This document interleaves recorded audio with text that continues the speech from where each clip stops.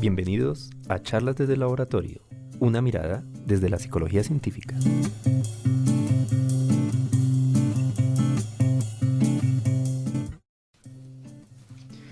Bienvenidos a nuestro programa de Charlas desde el Laboratorio. Mi nombre es Jairo Rosso, coordinador del Laboratorio Iván Pablo de la Fundación Universitaria de los Libertadores, y el día de hoy nos encontramos con dos invitados.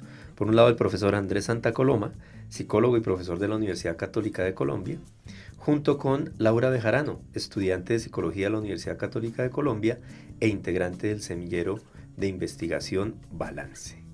Con ellos hablaremos acerca de los trastornos de la conducta alimentaria y el aprendizaje. Estás escuchando Charlas desde el Laboratorio. Bienvenidos, muchas gracias por estar aquí, Andrés, Laura. Jairo, muchas gracias por la invitación. Muchísimas gracias por la invitación. Bueno, perfecto. Vamos a hablar hoy de trastornos de la conducta alimentaria y el aprendizaje. Empecemos por explicarle a nuestros oyentes qué es esto de trastornos de la conducta alimentaria, que se conoce con la sigla TCA, ¿no? ¿En qué consiste esto de los trastornos de la conducta alimentaria? Bueno, arranquemos por quitarle la T y hablemos de qué es conducta alimentaria para entender qué es trastorno. Perfecto. Conducta alimentaria es una conducta, como su nombre lo indica, es decir, es una acción de los organismos, no solamente de los humanos, que tienen una función contextual, temporal, simbólica incluso. En fin, tienen múltiples funciones. De hecho, es una de las conductas que recuerdo que alguna vez contigo lo hablamos en el congreso que se organizó aquí en Libertadores, allá en 2010, 2012. Hablábamos de esa era, creo que fue una mesa de trabajo contigo. ¿Qué era? Y pues es una conducta supremamente compleja, porque no se trata solamente de ingerir alimentos, sino tiene un montón de funciones de comportamiento, ¿cierto? Sociales, afectivas, etc. Entonces, si uno lo mira netamente biológico, pues sería la ingesta de alimentos, pero no es solo eso. Entonces, comer. ¿Qué es comer? Entonces, cuando hablamos de comer, ¿cómo establecemos que realmente sea conducta? Para poder hablar, decimos que la persona voluntariamente, ¿sí? Elige el alimento, y estamos hablando de alimento, ya vamos para allá, y lo ingiere. Lo ingiere es que lo traga. ¿Sí? Por ejemplo, comer chicle no es correcto porque no se hace ingesta, sería mascar chicle. Correcto. Y en esa medida tenemos la unidad precisa de medida de la conducta alimentaria y es la ingesta, es decir, cuando se traga el alimento de manera voluntaria como acción del organismo en función del contexto, la disposición del alimento, las instrucciones, en fin, una cantidad de cosas. Y eso sería conducta alimentaria. Entonces, ¿cuándo se convierte esta conducta en trastorno? Cuando esta conducta está alterada o dañada, por decirlo, digamos, coloquialmente, sí. Y está afectando la vida y el bienestar del organismo, ¿sí? Okay. Entonces, decimos, ingiere pero no alimentos. Caso como pica, comen piedritas, caucho, paredes, especialmente los niños, si ahí hay una relación de déficit de minerales. Sí. O no como. Lo raro es lo normal es comer, lo raro es no comer, es decir, hacer restricción. Estamos hablando de anorexia. O como demasiado, ¿cierto? Pero cuando, por ejemplo, ese como demasiado lleva a la persona a una condición de obesidad.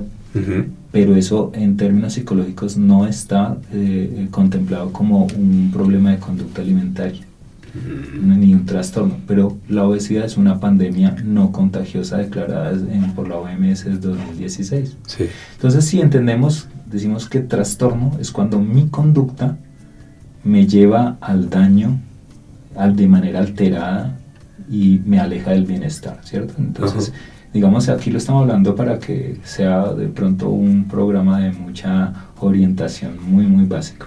Entonces entendemos que es un trastorno de conducta alimentaria.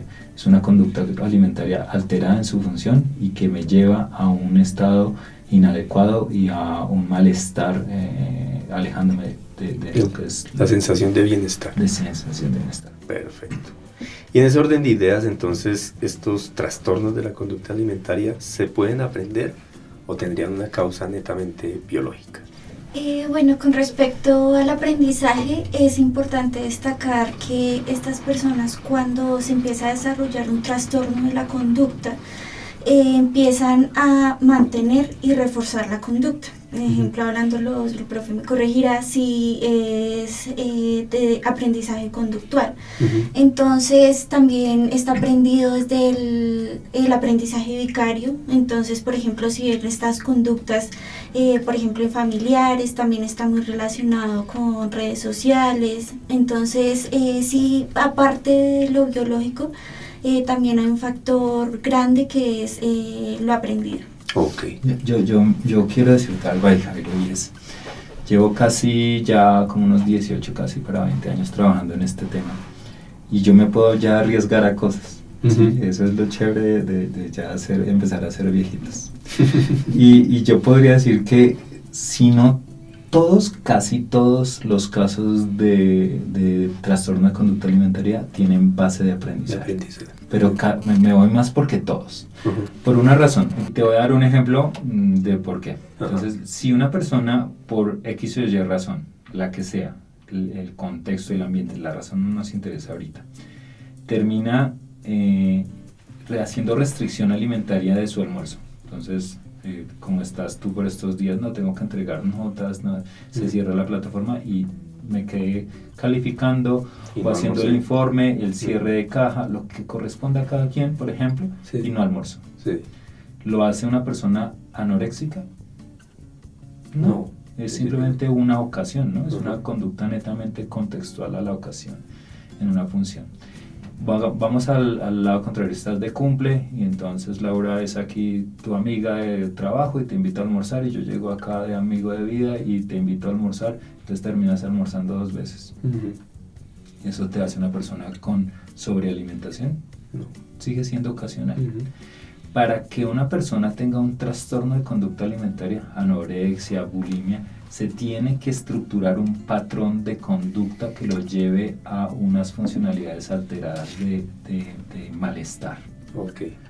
Y para que eso ocurra, no puede suceder si no hay funciones de aprendizaje.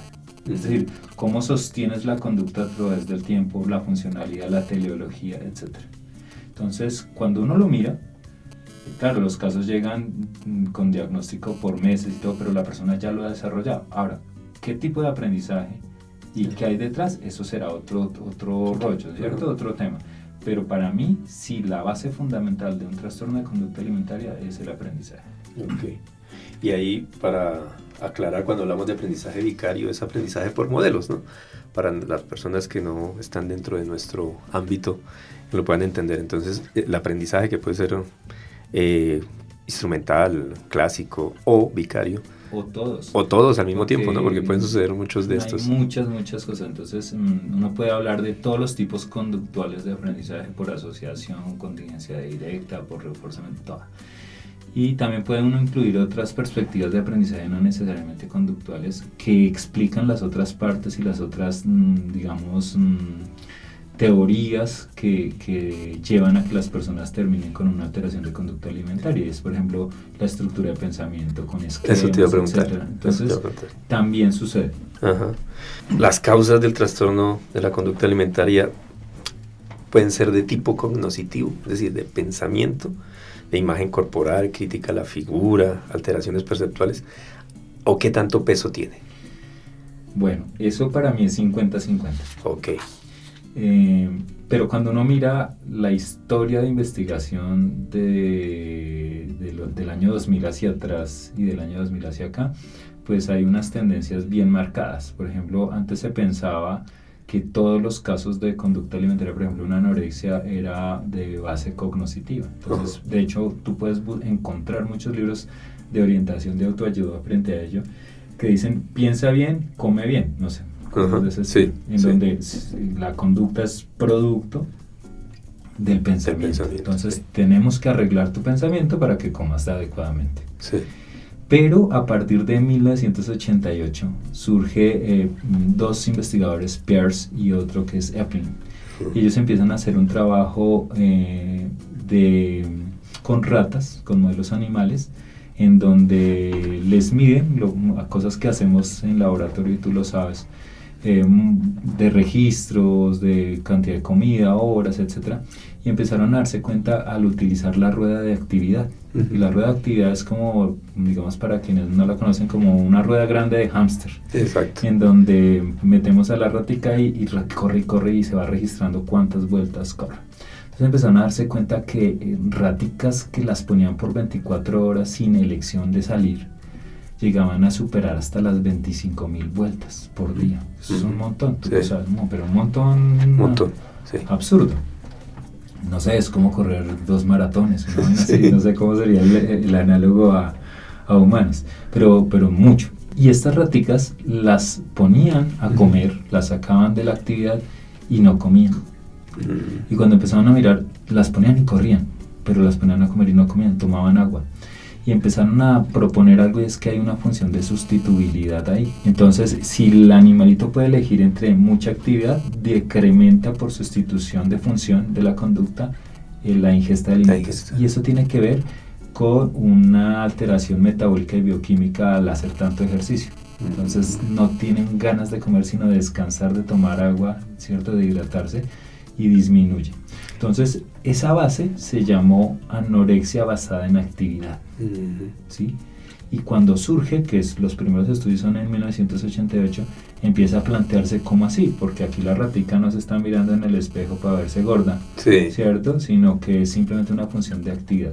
Y se plantea algo que con el tiempo es que también puede darse estos patrones no con base cognitiva, sino con base netamente conductual. Vale, muy bien. Contémosle a nuestros oyentes, por ejemplo, la anorexia, ya lo hemos tocado, y la bulimia. Expliquémosles, de pronto, en qué consiste cada uno de estos trastornos, la anorexia y la bulimia. Bueno, básicamente son alteraciones en el comer. Ajá. Y la anorexia en su mayoría es que hace restricción de comer. Es decir, la persona elige abstenerse de hacer ingesta de alimentos. Eso es lo que hace, elige, ¿sí? Y la bulimia puede comer, pero empieza a hacer muchas conductas que llamamos compensatorias para tratar, tiene ahí por ejemplo un objetivo diferente y es mantener el peso, pero no le gusta dejar de comer. Entonces come y vomita, come y se aplica laxantes, come un montón de cosas, y los patrones de conducta pues son alterados. Entonces, por ejemplo, puede haber un atracón en la bulimia, y entonces el atracón es que en un periodo muy corto de tiempo come mucha comida, ¿sí? Y después sale y hace otras conductas compensatorias, pero en general estamos haciendo unas ingestas que tienen una función, y como hoy estamos acá desde el laboratorio, lo vamos a hablar todo el tiempo en relación con ello, una función de reforzamiento sensorial. A mí me gusta hablar del reforzamiento sensorial porque es un proceso conductual que casi no se habla, ¿cierto? Siempre se habla de reforzamiento positivo, negativo, que son estimulares, son reforzamientos estimulares. Entonces, para hacer el paréntesis, el reforzamiento sensorial es aquel proceso conductual en donde la conducta se mantiene, se adquiere incluso, o se mantiene por la sensación que obtiene el organismo al emitir la acción. ¿Cierto? Entonces, en ese sentido, ¿cuáles son las conductas con mayor función de reforzamiento, digamos, no solo en el humano, sino en general? Son la conducta alimentaria y la conducta sexual. Solo por hacerlas ya la persona se siente demasiado chévere y las continúa haciendo. Entonces acá el reforzamiento sensorial hace que la persona coma, pero su objetivo es bajar de peso, entonces va en contra, y por eso termina haciendo otras conductas que le ayuden a obtener su objetivo. Como vomitar, por ejemplo, como vomitar o ponerse laxantes, etc. Entonces la sensación le agrada, y fíjate que ahí viene a jugar algo muy importante, y es que muchas personas con anorexia o con bulimia, si tú les preguntas, ¿te gusta la comida? Ellos te dicen sí. Sí. ¿Y por qué? Porque el sabor, la textura, estamos diseñados para eso. Entonces, de hecho, he leído que hay muchas personas anoréxicas que les gusta cocinar para otros, que les gusta la comida y todo lo que hay alrededor de la comida, pero para otros. Ellos no la consumen, pero sí les gusta alrededor de... Claro, Wadsworth, que es otro de los teóricos con los que históricamente he tenido una discusión grande sobre el concepto de conducta alimentaria, él dice que la conducta alimentaria es toda acción en relación con el alimento. ¿sí? Yo te dije la mía, la que precisamente propuse en aquel congreso que organizó aquí los Libertadores. Esa fue la primera vez que hablé de mi postura. Y yo no estoy de acuerdo que sea toda, porque conducta alimentaria para mí la unidad de medida es la ingesta. Pero Weisworth dice que la preparación es conducta alimentaria. Para mí no. Claro, lo amplifica mucho, ¿cierto? Lo amplifica porque claro, trabaja el alimento, pero los trastornos no están relacionados con la cocina o con el compartir, están relacionados con la ingesta. Claro. Entonces ahí yo me distancio de él, pero él lo menciona, la preparación, la elección, la compra, etcétera. Él los pone como una categoría y es muy valioso lo que él hace porque nos da otras posibilidades de estudio y otras funcionalidades de la conducta alimentaria, lo simbólico, lo afectivo, etcétera. Y no, y lo interesante es que, o sea, uno podría pensar a la persona anoréxica es que no le gusta comer, aborrece la comida, y no ese es el sentido, es que, como tú bien decías, elige no comer, así le pueda parecer agradable o estimulante la comida y todo lo que hay alrededor de ella. Y una cosa que hay que nombrar aquí es que las personas anoréxicas suelen hacer mucho ejercicio. Y eso que tú has contado, el experimento con ratas en el laboratorio, pues es muy interesante porque el hacer mucho ejercicio va a disminuir biológicamente, digámoslo, el consumo de alimento, ¿no? Sí. Las personas que hacen mucho ejercicio nos llevan a mostrar algo, y es que ¿qué es lo primero que uno que tendría que hacer como terapeuta o como agente de salud para rescatar a estas personas de una situación que, recordemos, la anorexia es el único trastorno psicológico que puede llevar directamente a la muerte? Pero ¿cómo las rescatamos? Lo primero que tenemos que hacer es coma, y no es si quiere, ¿sí? Por eso los hospitales o las unidades de salud prefieren tener a estos pacientes internos porque ya tienen el control sobre todo el repertorio conductual. Si tú los pones a elegir, ¿qué van a elegir? ¿Cierto? Hacer la restricción. Entonces lo primero que uno tiene que hacer es ¿por qué? ¿Y por qué no entrar como a hablarle y a explicarle? Porque viene una base de todos los estudios de anorexia basada en actividad, y es, primero tengo que resolver el problema biológico de desnutrición. Un cerebro desnutrido es un cerebro que no piensa bien. Exacto. Entonces no hay sentido de hablarles. Le necesito que coma, no que me entienda, no que me quiera, no que me acepte. ¿Sí? Y por eso esos programas son como tan drásticos en ese sentido, pero hay que entender que las personas en procesamiento de la información, si nos vamos a otro tipo de teorías, pues no están biológicamente adecuados para procesar información. Exactamente. Claro. Entonces no va a haber terapia cognitiva que valga ahí, digamos. No, exactamente, por eso no funciona muchas veces. ¿Sí? Hay otros casos que sí. Cuando ya la persona va avanzada, va recuperándose, ahí sí ya podemos, y funciona mejor en esa otra etapa, digamos, cuando la persona ha avanzado, funciona mejor la terapia de procesamiento de información que la conductual. Pero la conductual funciona mucho mejor en los primeros estadios. Vale, perfecto. O sea, cuando estamos muy profundos. Ahora, eso no es 100%, pero uno puede ver las tendencias, y la lógica yo creo que nos ayuda ahí. Perfecto. Bueno, ¿cómo podemos ejemplificar de pronto cómo el aprendizaje puede iniciar uno de estos problemas de conducta alimentaria? ¿Qué le puede suceder a una persona para que aprenda de pronto o a restringirse en el alimento o a comer más de lo que debe? Bueno, eso está relacionado, lo podemos ver, perdónenme todo, o sea, lo conductual, pero digamos podría estar relacionado en que una persona por el reforzamiento. Entonces de pronto tiene como esa estructura de pensamiento de que ciertos alimentos me van a causar subir de peso. Entonces esa persona lo que hace es una conducta de reforzamiento, lo que tú decías ahorita del ejercicio. Entonces voy a aumentar o como y aumento el ejercicio, las horas de ejercicio, la actividad física. Entonces, pues en ese caso sí el aprendizaje hay que tener también mucho cuidado, digamos también los niños, es importante porque los niños están muy pendientes, digamos, de la conducta que tienen los papás, de lo que ve en el colegio. Entonces desde ahí se va forjando, como lo que decía el profe, una estructura de pensamiento, y ya esa persona va a actuar en función de ese pensamiento.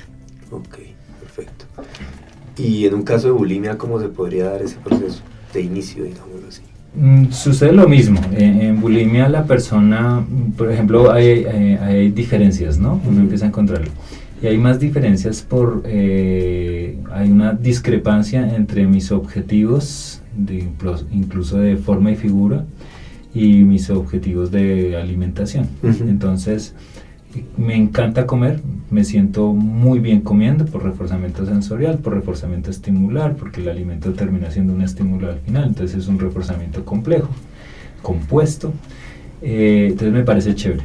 Pero comer y comer y comer me lleva a subirme de peso, y no quiero subirme de peso porque quiero mantener una condición de forma y figura socialmente aceptada, y empieza a esa persona a tener unas discrepancias en ese sentido. Sí. Y fácilmente lo ponen a elegir, ¿sí? La conducta alimentaria siempre está en función de la elección: qué como, cuándo como, por qué como, para qué como, con quién como, ¿sí? Un montón de elecciones. Y cuando hace eso, la persona empieza a elegir hacer las dos, pero termina haciéndolo inadecuadamente. En la Uniminuto estuvimos hace como un mes, 2 meses, con Lau haciendo una presentación sobre consumo de azúcar, y con otras chicas del equipo del Semillero Balance. Porque estamos estudiando el azúcar, porque el azúcar, al ser tan adictivo, hace que la gente aumente la frecuencia de consumo de alimentos, pero generalmente procesados o con altas cargas de azúcar saturada. Entonces me lleva a seguir comiendo, y eso me aleja de mi objetivo de forma y figura, pero quiero seguir sintiendo ese sabor. Y entonces lo que estoy creando es 2 funciones de conducta que son opuestas, incompatibles, creo que es la mejor palabra, y termino yo en literalmente una locura es decir, es como si me preguntaran: ¿dónde quiere quedarse en la casa? ¿Arriba o abajo? ¿En el tercer piso o en el primero? Y yo quisiera quedarme en el tercero y en el primero. Cuando estoy en el tercero quiero bajar, y cuando estoy en el primero quiero subir. Entonces me la paso para arriba y para abajo. Esa incompatibilidad, que creo que es la palabra mágica que tú no la dices, es la que lleva a que la persona altere todos sus patrones saludables, en este caso de conducta alimentaria. Correcto, muy bien. ¿Desde qué edad pueden suceder estos procesos de aprendizaje para el desarrollo de estas conductas alimentarias? Creo que es de las mejores preguntas que me han hecho este año, que se está acabando. Qué buena pregunta. ¿Qué nos hemos encontrado con los estudios en el Semillero Balance? Por ejemplo, los bebés de 4 a 6 meses ya hacen preferencia alimentaria. 4 a 6 meses. ¿Eso qué nos pone? Desde que naces tú ya estás en la exposición y empiezas a jugar. Entonces, no, que es que soy adolescente. No, en la adolescencia es que aparecen muy evidentes los trastornos, pero como lo dijimos al comienzo, para que llegue a ser trastorno tuve que hacer un proceso de estructuración de patrones inadecuados, disfuncionales, disruptivos. Y repetirlos para llegar allá. Entonces, estamos hablando de que los bebés ya hacen elección, y además de elección hacen preferencia, que son 2 cosas diferentes. Elección es que yo digo: ¿qué quiere? ¿Manzana o fresa? Yo digo fresa o manzana. Pero preferencia es cuando mantengo esa elección sostenida en el tiempo, como patrón de conducta. Entonces, el hecho de que los bebés ya hagan preferencia quiere decir que ya hacen elección.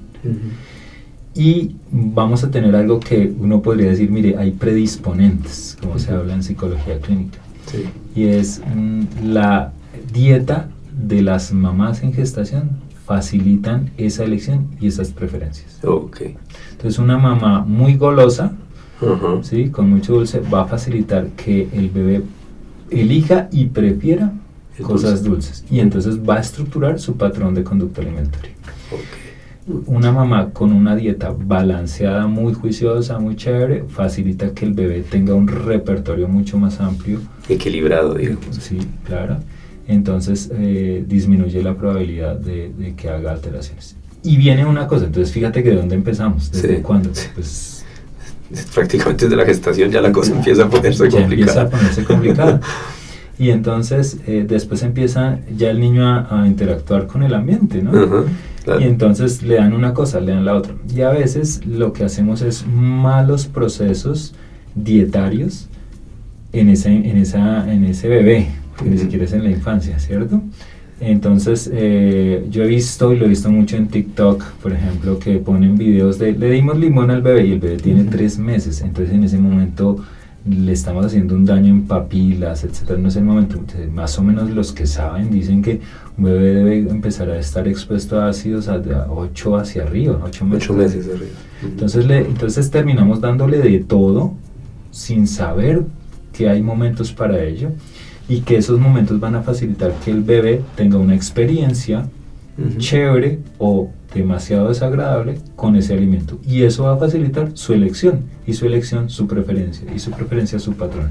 Entonces, saber qué le damos a los bebés, cuándo se lo damos, cómo se lo damos, que son en últimas las funciones de la conducta, nos va a ayudar a prevenir desde ese mismo instante futuros trastornos de conducta alimentaria.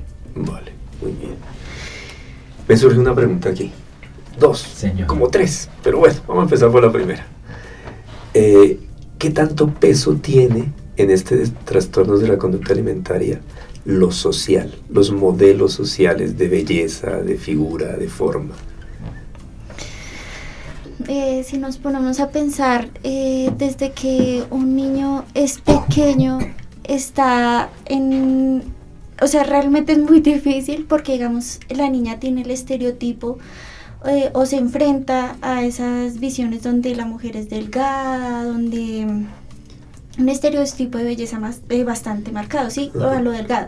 Si nos vamos hacia el lado, digamos, de los niños, ya es que la contextura sea como más robusta, entonces es complicado. Yo siento que, digamos, también en el caso de los hombres, el profe me corregirá, es complicado tener un trastorno de la conducta alimentaria. Sí, entonces sí está bastante influenciado por la sociedad, también por los estándares, digamos, de lo que se escucha en familia.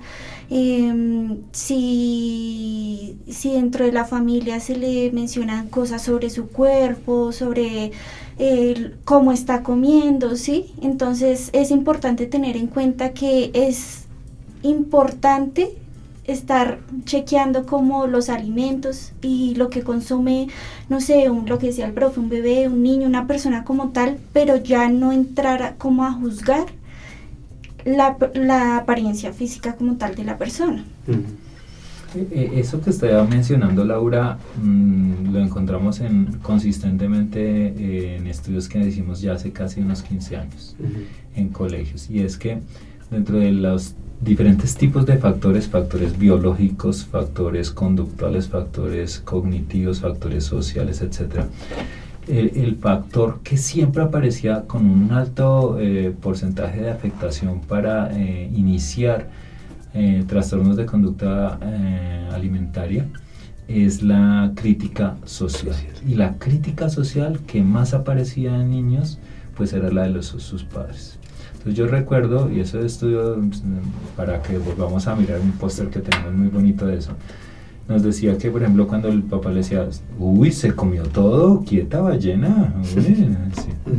Esas críticas que sabemos que no tienen un propósito de dañarlo, sino de ser jocoso en la casa, etcétera, pues terminan no siendo tan chéveres. ¿Sí? O coma todo langaruta, ¿qué le pasa? ¿Sí? Cosas así. Entonces esas críticas nos llevan a que nosotros como psicólogos deberíamos plantearlas en psicoeducación, en pautas de crianza. Claro. Y enseñárselas a los papás pilas. Hay que decirle y molestar, sí, pero también tener cuidado porque hay chiquis que no lo toman bien. Y habría que tener precaución, creo que es la palabra, frente a qué les decimos. Eso en ese momento. Pero a medida que la personita va creciendo, los modelos sociales son determinantes. Fíjate que al comienzo decíamos que la conducta alimentaria es una conducta compleja por las múltiples funcionalidades y causas que la estructuran. Hemos estado hablando sobre comer con una función muy nutricional, muy de bienestar, de vivir, pero hay otras funciones. Comer es una conducta que tiene una función afectiva de las más grandes. Entonces, si yo te quiero, yo te invito a comer algo, te invito a un tinto, decimos en Colombia, para ser amistosos, ¿no? Y de ahí la propaganda, ¿no? Seamos amigos, tomémonos un tinto, porque tiene una función de vínculo. Y ese momento, compartir el alimento, históricamente, independientemente de las tribus, la cultura, la época, ha tenido un sentido de vínculo. Sí. ¿Cierto? Hay historias muy bonitas y una vez hice una conferencia solo sobre eso, que es muy chévere para mirar todas las funcionalidades afectivas que se tienen y los datos históricos que se tienen. Pero entonces entendemos que aquí nos alejamos de sobrevivir, de nutrirnos, sino de vincularnos. Entonces, los modelos sociales son determinantes. Yo quiero ser como esa persona que come, como come, entonces mi patrón es muy diferente, ¿cierto? Un ejemplo es Cristiano Ronaldo. Entonces, un atleta, 40 años y está en el top todavía. Pero cuando uno mira, tiene chef personal, tiene una dieta, es supremamente juicioso, es decir, tiene unos hábitos supremamente estrictos que no todo el mundo está dispuesto a asumirlos. Y puede darse el lujo de claro, sí, pero entonces algunos dicen, no, es que tiene plata. No, pues muchos jugadores tienen plata, pero muy poquitos tienen ese nivel de disciplina. Entonces, es muy difícil establecer hábitos saludables en función de lo social, de lo laboral, en función de lo afectivo, que es toda la parte ya de interacción social. Exacto. Los modelos te dicen qué ser, pero fíjate que hace muchos años en Colombia había un comercial de televisión que decía toma leche y haz ejercicio para que cuando crezcas te inviten a hacer comerciales de gaseosas. No sé si te acuerdas. Sí. Y tiene toda la razón. Las personas que muestran tomándose la gaseosa, la gaseosa o el refresco. El refresco, pues son personas que no lo toman. Lo hacen para el comercial porque sus hábitos nos llevan a eso. Entonces nos llevan a estructurarnos modelos sociales que no son correctos, ¿sí? No son correctos, ¿sí? Queremos el desfile de Victoria's Secret que desafortunadamente dejaron de hacer. Yo era fan de todos los desfiles. Pues estas mujeres, para hacer esos ángeles de Victoria's Secret, pues tienen unos... Tienen que someterse a unos exacto, estándares. No es chévere, ¿cierto? Entonces, cuando uno dice, ¿qué es lo normal? Pues lo normal es tener unos hábitos de consumo, de gusto, y en países como los nuestros, donde el alimento es tan diverso, variado y sostenido en el tiempo durante todo el año, pues tenemos unas ventajas de comer rico. Entonces, ahí tenemos otra vez el problema de la discrepancia, de cómo quiero ser y qué como, y algo que estamos mencionando ahorita sobre el azúcar, y es que cuando las personas comen azúcar, aumentan la frecuencia, pero terminan casi que estructurando una adicción a los alimentos azucarados, y eso causa un montón de problemas que las estamos viendo en la educación. Entonces, la falta de motivación, el exceso de azúcar, ¿sí? La inatención, ¿sí? La procrastinación, la sensación de hambre continua, y es por consumir tanto azúcar. La persona dice, no quiero hacer nada, tengo hambre, vamos a comer algo, pues, y aumenta cada vez el problema. Sí. Entonces, los factores sociales sí te llevan. Por ejemplo, si tú te vas con unos amigos y alguien te ofrece, ¿comas esto? Y tú le dices, no. ¡Ay! Me lo va a despreciar. Sí. Y ese me lo va a despreciar ya tiene ese vínculo de castigo social, ¿sí? O estás conmigo o estás contra mí prácticamente. Sí. Ese tipo de frases, ¿no? Y hace que la persona termine, dependiendo de con quién andas, ¿sí? Como dice el dicho, dime con quién andas y te diré quién eres. ¿Qué comes? Te diré qué comes, porque la persona va a tender a elegir y a mantener en esos contextos comiendo las cosas. Entonces, los modelos sociales hay para todo, como modelos, como control, como reforzamiento, como castigo, como un montón de cosas para van a jugarlo las interacciones. Ahí cuando contabas eso me acordaba de mi abuelita. Mi abuelita expresaba el amor dando comida. Muy colombiano. Y si uno no recibía la comida, estaba despreciando su amor. Total, o es conmigo o es contra mí, porque es dicotómico. No hay punto medio. Sopita, me das una no, te lo tomas todo, te lo comes todo. Y si tú eres de así, mi abuelita era así como tú lo dices también. Y es que no ¿quiere otro poquito? Sí, otro. ¿Qué era ese otro poquito? Era Otro plato. Grandísimo. Entonces, y uno no podía dejar, ¿no? Entonces, esas son las formas, y ahí está la función afectiva. El alimento es una función afectiva muy grande. Sí. Entonces el papá le deja un dulcecito por la mañana al niño y se va a trabajar y no lo despierta. Pero cuando el niño se despierta, este dulce me lo trajo mi papá. O cosas así. Sí. Esos detalles son alimentarios, son puro vínculo afectivo. Y Claro. es maravilloso. Claro, muy fuerte. Muy fuerte. Sí, muy bien. Bueno, me surgió otra pregunta mientras estaban hablando y era sobre la idea, el concepto de peso interno. Un concepto que se manejaba, que hay como una nivelación interna, biológica, de lo que debe ser el peso de cada persona. ¿Se sigue manejando eso? ¿Qué las investigaciones que nos dicen? Bueno, hay mucho de largo y de ancho frente a eso. Entonces, yo prefiero tomar de base lo que nos dicen nuestros expertos en nutrición. Nosotros acá en Colombia les llamamos nutricionistas, Sí. en otros lados les llaman nutriólogos, pero ellos pues han estudiado años para decirnos cosas, y es que hay unos pesos ideales que son eso, ideales. Y lo que hay que estar es rondando muy cerquita de ese ideal. Y el peso interno, que dependiendo de lo que cada quien quiera, pues son perspectivas que muchas veces no se ajustan a los criterios que ellos plantean, en otros casos sí. Y hace que las personas lo usen como una justificación. Entonces, pues estamos en una era en donde todo es válido, ¿no? Y entonces pues toca aceptarlo, pero si uno lo mira desde ciencia, pues hay unos criterios de salud, de bienestar, de desarrollo, de crecimiento, y esos creo que son más los que deberíamos tener en cuenta. Pero ahí hay mucho de largo y de ancho, y pues no soy quien para dar un veredicto. Vale, muy bien. Bueno, ¿y qué es lo que puede hacer la psicología? Pero no solo, digamos, para tratar los trastornos, sino para prevenir. ¿Cómo estamos actuando? Bueno, segunda mejor pregunta del año. Y es que en eso nos hemos concentrado en el Semillero Balance. Muy bien. El Semillero Balance trabaja en psicología de la salud y en psicología clínica, pero siempre centrado en la evidencia y siempre centrado en los procesos básicos.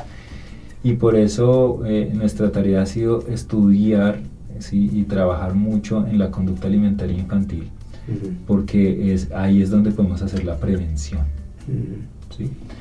Entonces por eso si podríamos hacer solamente un programa sobre infantil y hacer referencia a qué pasa, cómo los niños llegan allá. O sea, si sabemos que hay un proceso de aprendizaje antes de que se convierta en trastorno, ¿cómo llegamos allá? ¿Cómo llegamos a estructurar un patrón alimentario saludable y cómo llegamos a estructurar uno insalubre? Y ese es, digamos, la gran pregunta que nos hacemos en el semillero y en donde hemos trabajado. Entonces, ¿qué hacer? Si a mí me preguntas con casi los 20 años de trabajar en este tema, yo te diría, hay que trabajar mucho en psicoeducación. ¿Y en quién? No en los niños, en los papás. Pero los papás hoy en día son personas muy jóvenes siempre, entonces tenemos que educarlos muy temprano. No solamente para ellos, sino para que cuando sean papás lo empiecen a hacer de cero. Pero creo que el trabajo está en la promoción de la salud, la prevención de la enfermedad, pero de manera adecuada. Es decir, no es una cuestión de prevenir el diagnóstico, sino de enseñar a comportarse adecuadamente con la comida. ¿Sí? Porque es que, ¿qué debemos tener en cuenta para la anorexia? Mira, no le critiques, allá estamos direccionados hacia los aspectos de diagnóstico. Pero si yo te digo, vamos a hacer que los niños tengan un repertorio más amplio de alimentos, y no estoy luchando contra el mundo, sino esa estructura es necesaria. Por ejemplo, hay un datico que nosotros les damos a los colegios, a los papás, cuando nos invitan, a propósito, valga la cuña, hacemos eso, de ir a colegios, de ir a... Es importante que lo sepamos. Y hacemos esas capacitaciones como parte del trabajo de balance. Muy bien. Este año estuvimos en el Liceo Santa Elena, Santa Paula, haciendo unos talleres con los niños de bachillerato. Y bueno, y para cerrar la cuña, entonces, ¿qué se hace con eso? Mire, una cosa que les decimos sin tanta técnica: ¿usted quiere aprender a comer balanceado? Métale colores a sus platos. Si un plato tiene hartos colores, tiene alimentos de diferentes tipos. Okay. Y eso ayuda. Entonces, a veces los platos son todos amarillos, todos verdes, todo. No, métale colores, que esa vaina sea como un arco iris. Y ese ya es un criterio, un buen criterio. Sí. ¿Sí? Alguna vez un niño me dijo, ay sí, yo me la paso comiendo Fruit Loops. Por eso por la escuela le digo, buen ejemplo, pero no. O sea, hay muchos colores, pero no. Pero eso es pues muy azucarado. Pero a lo que voy es comida natural, comida preparada en casa. Exacto. Tratar de disminuir lo procesado. Y eso es lo que hay que enseñar, ¿sí? Los desayunos, las loncheras, también tenemos estudios en eso.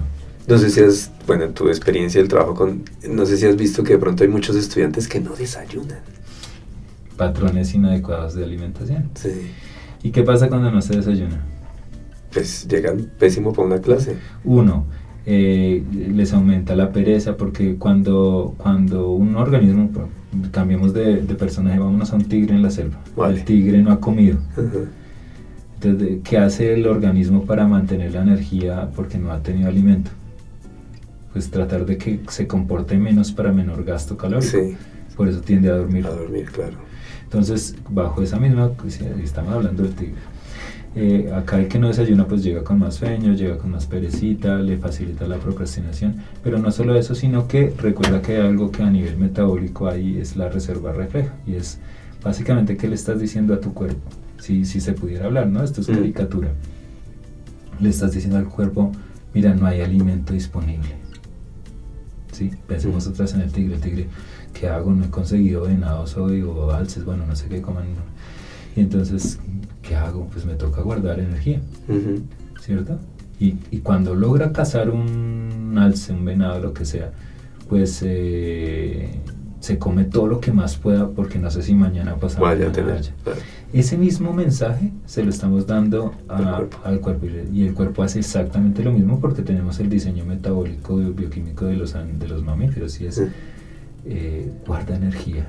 Como todo lo que pueda porque mañana no sabemos. Claro, entonces cuando come, el organismo trata de hacer, de guardar toda la reserva, ¿cierto? Calórica y de energía que más pueda, y por eso facilita que haya tejido lipídico. Si tú miras epidemiológicamente, uno de los problemas colombianos, y especialmente cundiboyacense en un alto grado, son las hiperlipidemias. Y eso tiene que ver con unos malos hábitos de alimentación en donde se come mucho almidón, que la gente llama a las harinas, que no son harinas, pero y come mucho, entonces guarda y guarda y guarda, y eso facilita la obesidad, pero facilita no solamente que guarde por obesidad, sino que como nunca lo gasta, eso se convierte en glucógeno y luego en, ¿cierto? Como reserva, y facilita que la persona tenga una diabetes, ¿sí? Entonces, pero esa facilidad es el mensaje que le damos por no desayunar. Las personas que desayunan, el organismo no guarda tanto, porque le estamos mandando el mensaje, hay alimento disponible, no hay necesidad de guardar tanto. Vale. Cosas chiquitas, ¿no? No, pero está súper importante eso, ¿eh? Y muchos alumnos, muchos niños del colegio, estudiantes de la universidad, llegan a la clase y no han desayunado, y están muertos, y no saben qué hacer, y no pueden concentrar, en fin. Obviamente. Fatal. Bueno, ¿puede ser el aprendizaje un factor de protección y bienestar para prevenir la aparición de un trastorno de la conducta alimentaria? Total. Concluimos que sí, ¿cierto? Sí, y en eso trabajamos. Por eso hacemos las capacitaciones, los talleres y todo, porque hay que enseñar en eso.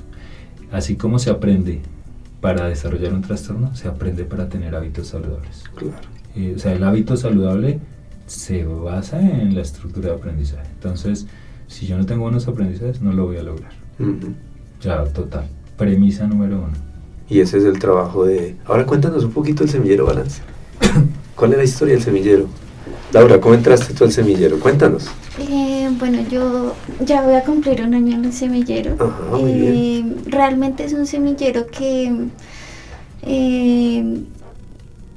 me impresiona la historia que tiene, o sea, digamos como tal, cómo se construyó y cómo el profe lo sacó a flote, la verdad no tengo mucho conocimiento.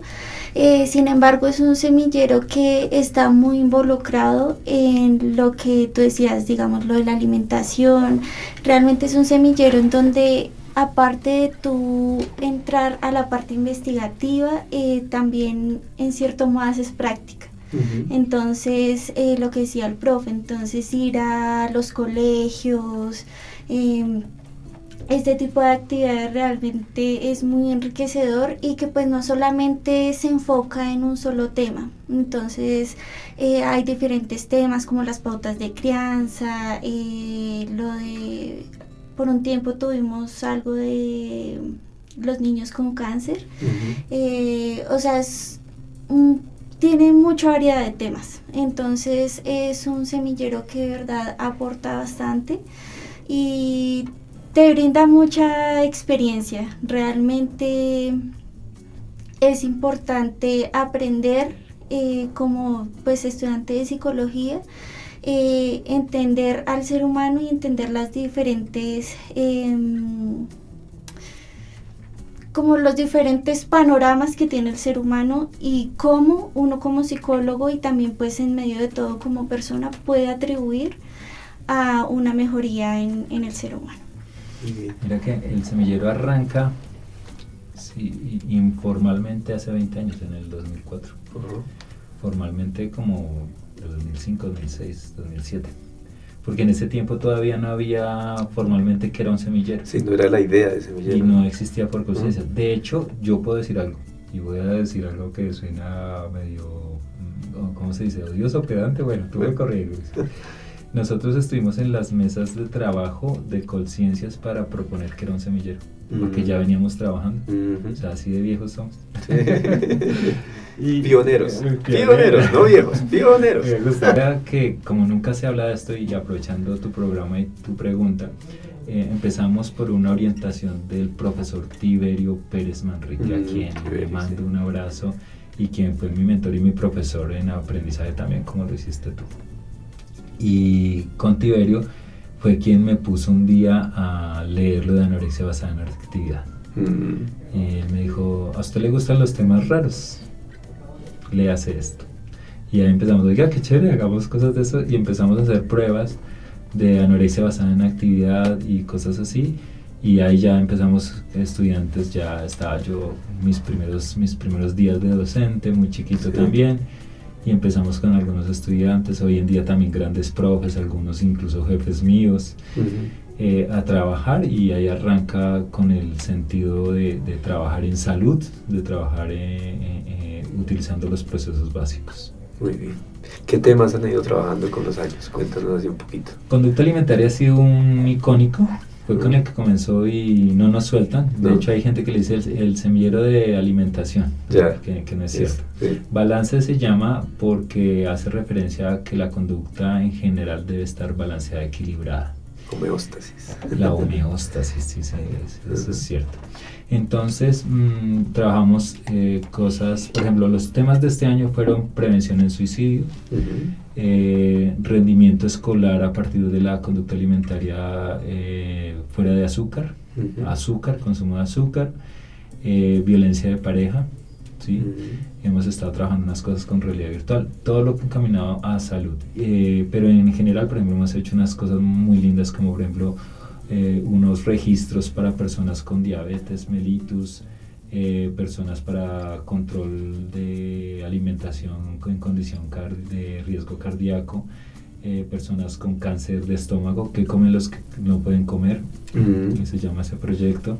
Toda la prevención de niños, que estuvimos en el libro latinoamericano de conducta alimentaria invitados por Antonio López Espinosa, que tú sabes que si no es el más en Latinoamérica está en el top 3, con quien nos ha acompañado en muchas cosas. Bueno, en fin, digamos que se hacen un montón de trabajos encaminados a mejorar la salud humana desde lo psicológico. Sí, pero además interesante que no solo es la investigación básica, sino también trabajos de educación, de formación. Sí. Y eso da también, como decía Laura, pues mucha muchas tablas, ¿no? A la hora de trabajar como psicólogo. Sí, por eso cuando nos invitaste dijimos sí, porque es parte del espíritu del semillero, es venir a divulgar las cosas, a aportarle a la sociedad. Y cuando nos invitan de colegios o nos llaman o bueno, incluso de padres de familia, pues vamos, porque si no se queda todo en un anaquel en la biblioteca. Sí. Y se ha hecho mucho y hay mucha gente valiosa. Laura es un ejemplo.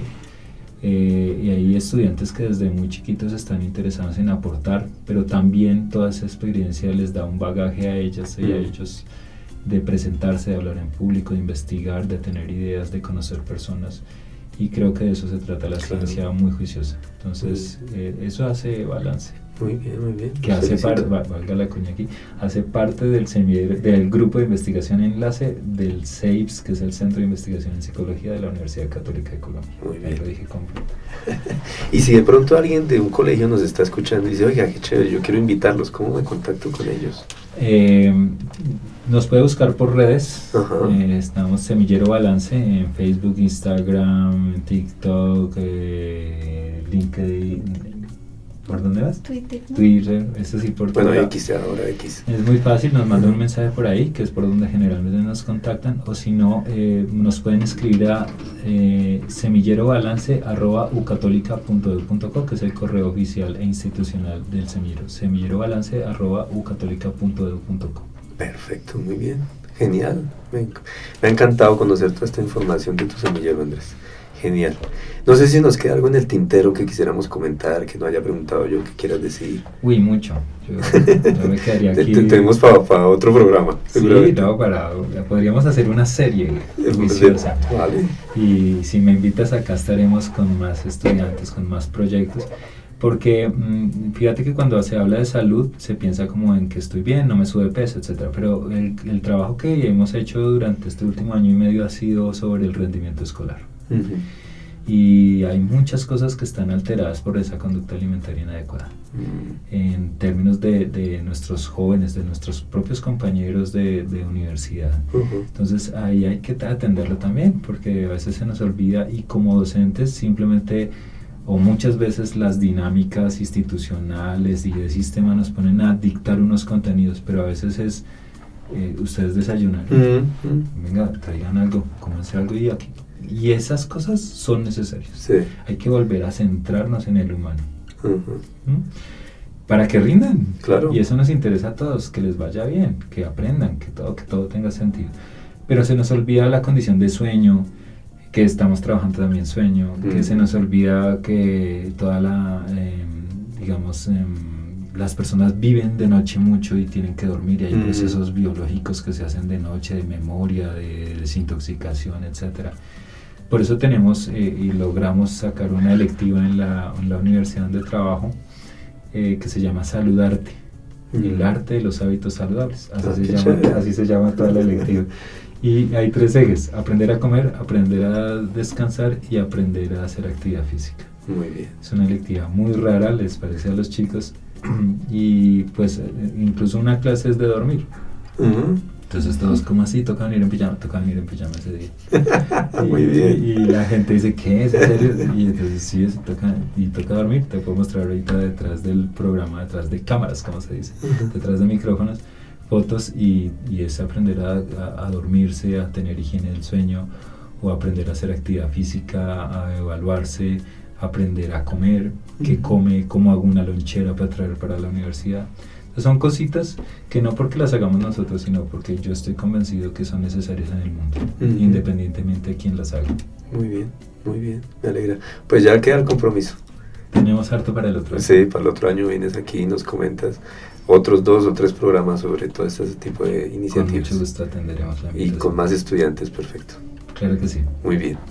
Bueno, muchísimas gracias a Andrés, a Laura por haber aceptado nuestra invitación, por venir a contarnos tantas cosas interesantes del Semillero Balance.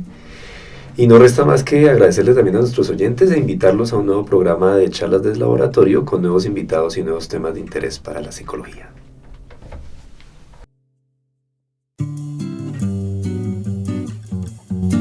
Esto fue Charlas desde el Laboratorio, una mirada desde la psicología científica.